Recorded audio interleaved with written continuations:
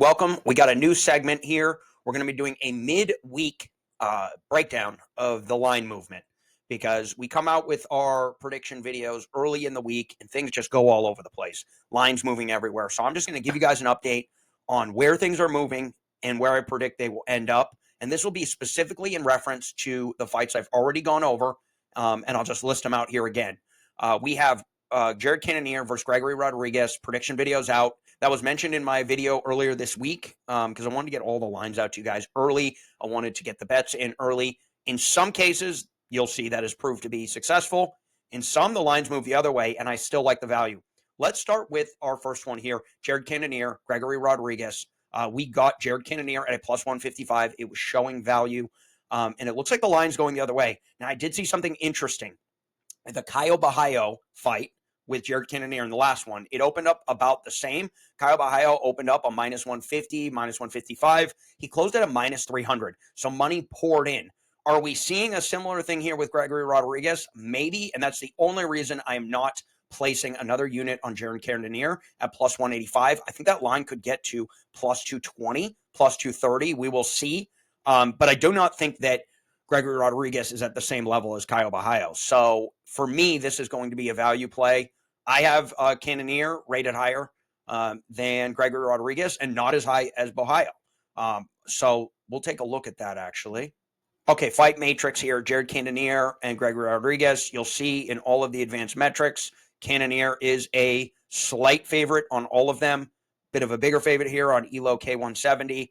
But if we take a look here at our Caio Bahaio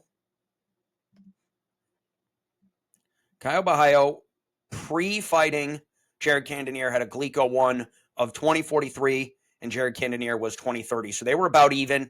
Two of the judges had that 48-47, so it was relatively close, but pretty uncontroversial. Bahaio took that. However, Bahaio is rated higher than Gregory Rodriguez. Gregory Rodriguez here, if we take a look, we have his last fight, Christian Leroy Duncan. He was much higher rated than him. He gets the decision. Glico won 1905, went up to 1946. So still lower than Caio. And so I think this is a little bit of people just assuming that Gregory Rodriguez is at the same level as Caio Bahaio. I don't think he is. I think he has yet to prove that he can fight a 5-round fight. And Jared Cannonier, that's all he does. So give me the value here, but we're going to wait on it. And wait for, the best possible line we can get. I already have 2 units on it at plus 155, and that is what it is. But I honestly thought people were going to look at this as closer to 50-50, and they're not. So we're going to wait on it. All right, next fight, Calvin Kattar, Youssef Zalal. We already put 1.5 units on Calvin Kattar at plus 335. Current line is plus 325. We've seen a little bit of money come on Kattar. I just don't see how you can feel confident. What are you going to do? Put Zalal in a parlay at 425? I don't like it. I just see the line coming down. So this is one where I'm recommending bet it early. There's just no upside to this line for Zalal. We could take a look and see. We can take a look here and see Calvin Kattar higher on all of the ratings except for WHR. Zalal's a slight favorite. I have this 60-40. I have it Zalal 60%, Kattar 40%.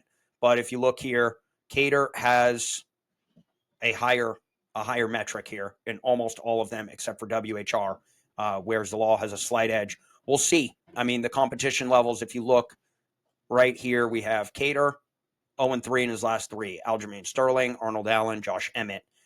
Youssef Zalal has fought Jack Shore, who I think is retired now, Jarno Arens, a kickboxer, and Billy Quarantillo. So we have a dramatic difference in strength of competition. And we'll see. That to me, that just doesn't merit a plus 335. So we put 1.5 units on Calvin Kattar, and I think that line drops. So I would get that one early. Okay, back to the rest of these here. Parlay's already been put in on Edmund Shabazian at minus 265. He's now at a minus 365. Not much value on that now, but I do think he gets this win against Dylan Bucka pretty easy. And then that's parlayed with Rodolfo Vieira at minus 220. That's now up to minus 265. I do think that it's still a winning parlay. I'm getting even money. I have 3 units to win 3 units, minus 220 and minus 265. It's now minus 265 and minus 363. So that might only, pay minus 150. You'll have to take a look at that. But that's why we get to them early. I always recommend underdogs, maybe get to them early, and I'll show you one where this did work out. It'll be the next one we talk about. But favorites, for sure, get to them early. It's the only time I actually see value on parlaying, because as you can see, we've gained a lot of value here through this parlay. So Elijah Smith versus Vince Morales. So we talked about this earlier. I actually have on my metrics Vince Morales a 60% chance of winning this fight. He opened up at a plus 205, came down. I got him at a plus 185. He's come all the way down to a plus 137. So again, this is one where we grabbed it early. I honestly didn't know which way to think on this. I'm actually not sure why the line has moved so significantly in the last couple of days, but this is an example. We put 1.5 units at plus 185, and so that worked out. My recommendation on this is stay off it right now. I do not see value. I mean, I see Elijah Smith getting money back just due to the fact that people are going to look at him. They're going to look at Morales' UFC career, not that good. They're going to look at the upside on Elijah Smith, and most likely this line will get better. I think it's been bet down by the sharp money, knowing that that was a bad line at plus 185, plus 200. So my suggestion is probably wait on it, because I do think you'll get a better line. If it comes to even money, if it comes down and it's a pick 'em, I wouldn't really touch it. And honestly, the best recommendation is probably at that point to play back and lock in that money on the plus 185. But there you go. Let's go to our last one of the night. No official play on this. Angela Hill versus Ketlin Souza. If you look here, we have Angela Hill is now a minus 111. Comeback minus 109, essentially even money, minus 110, minus 110. If you look at where this line has moved, there we go.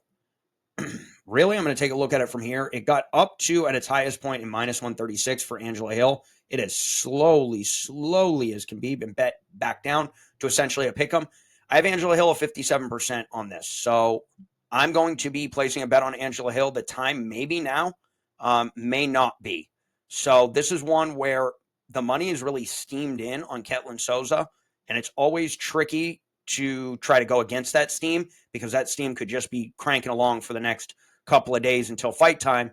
And like with Weili Zhang, she got steamed from a minus 190 down to a minus 110, minus 115, hovered around there, got to about even money, and the bet could have been placed at that point. But by the time the fight kicked off, she was at plus 130, and that's where the real value came in. So it may be a similar situation here. I don't really want to say one way or the other, because I don't know. Usually the steam keeps going in one direction. So I would probably wait on it, just like I would wait on Jared Cannonier is my suggestion. I am most likely going to go another unit on Jared Cannonier once I see my buy signals, probably going to be about a plus 200, plus 210. Once I start seeing those 200s or above, I'm going to probably go for another unit there. And then the other one with Angela Hill, I want 2 units on Angela Hill. So I want the best possible number. If I see an even money on Angela Hill, I'm grabbing it. Otherwise, I'm waiting.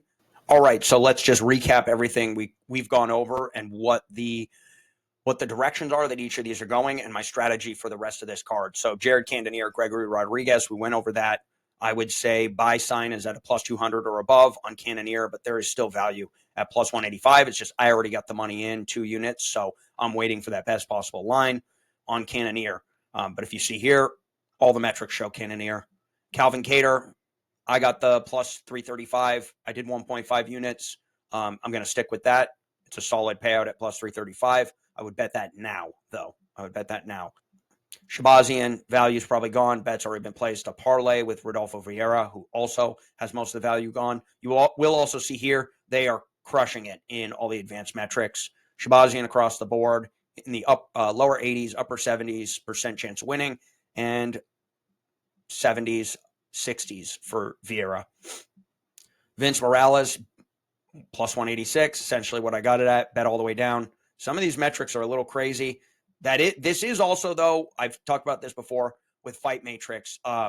If there's not a lot of data on someone like Elijah Smith, who has never fought in the UFC, just the Contender Series, these metrics do get skewed. So, but again, that is also a factor. I mean, there seems to be a tendency to give these Contender Series guys a lot more credit on the betting line than I have seen, especially this year.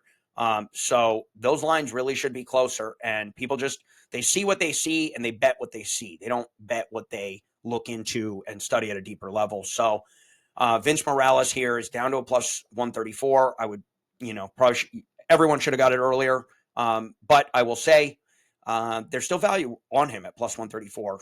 And I think he's going to win the fight. I have him at 60%. The metrics have him at some crazy numbers, but definitely a good bet there. This is the sleeper bet of the card. All right. And the last one is our girl, Angela Hill. Leads on a couple of the metrics. It's a slight lead. So really, that's why I want the even money to get some real value. But I have her projected at 57%. All right, so that's it. Those are our picks for UFC Vegas 102. I will give out the official picks coming up. That's going to be posted of the official unit sizes and plays for the event. But I just want to give you guys updates on where the lines are moving, and so you can follow them and place your bets when you need to place them. In betting, timing is everything, just like in life. But in betting, timing is everything, like with the stock market. You want to get the best possible number. You're not always going to get the best possible number, but you want to always be striving for it and be trying to anticipate where these lines are going. All right, so that's it for the Wednesday, the midweek breakdown of the line movements. We're going to start doing this every week because I do think there is value to staying on top of these lines and getting them early, getting them in the middle, and doing a final recap after the weigh-ins, sharpening up your card, placing your bets, and seeing you at the window.